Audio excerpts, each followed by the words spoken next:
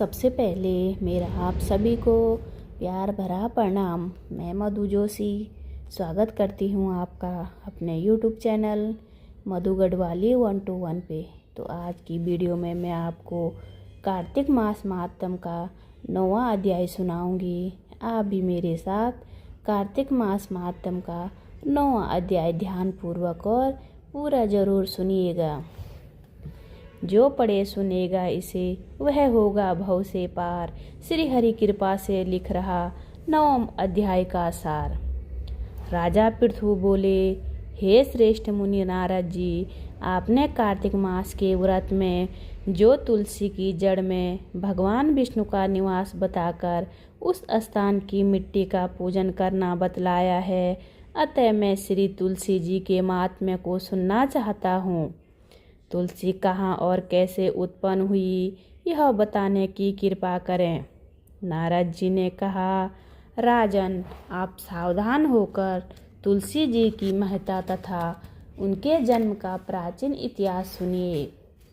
एक समय जब देव गुरु बृहस्पति और देवराज इंद्र कैलाश पर्वत पर शंकर जी का दर्शन करने गए तो भगवान शंकर ने अपने भक्ति की परीक्षा ली।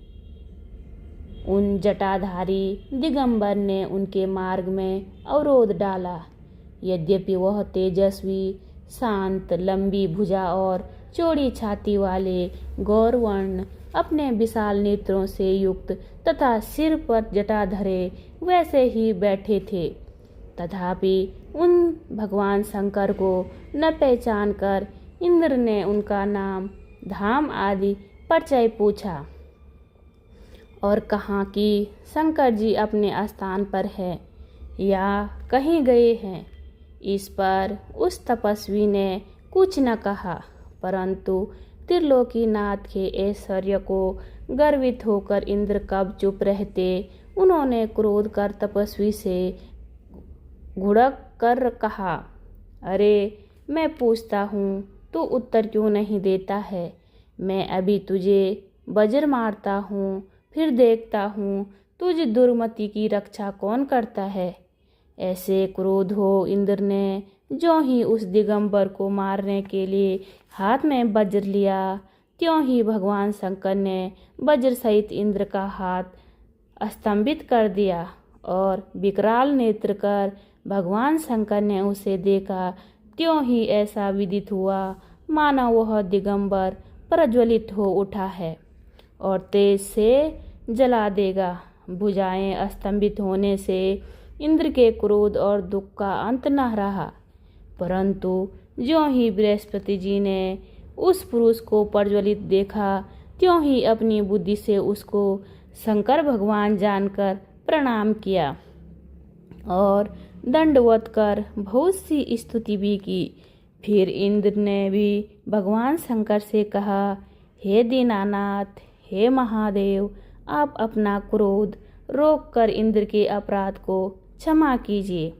बृहस्पति के यह वचन सुनकर महेश्वर गंभीर वाणी से बोले, मैं अपने नेत्रों से निकाले हुए क्रोध को कैसे रोकूं? तब बृहस्पति ने कहा, भगवान, भक्तों पर दया करनी चाहिए। आप अपना भक्त वत्सल्य नाम सार्थक कीजिए। आप अपने इस तेज को कहीं और स्थापित कर इंद्र का उद्धार कीजिए। तब भगवान शंकर ने गुरु बृहस्पति से कहा, मैं तुम्हारी स्तुति से प्रसन्न हूँ जो तुमने इंद्र को जीवन दान दिलवाया है। मैं विश्वास करता हूँ कि मेरे नेत्रों की अग्नि अब इंद्र को पीड़ित न करेगी। बृहस्पति से ऐसा कहकर भगवान शंकर ने अपने माथे से निकाले हुए अग्निमय तेज को अपने हाथ में लेकर क्षीर सागर में डाल दिया। फिर लीलाधारी भगवान अंतर्ध्यान हो गए। इस प्रकार जिसको जो जानने की इच्छा थी उसे जानकर इंद्र और बृहस्पति अपने स्थान को चले गए। बोलिए विष्णु भगवान की जय।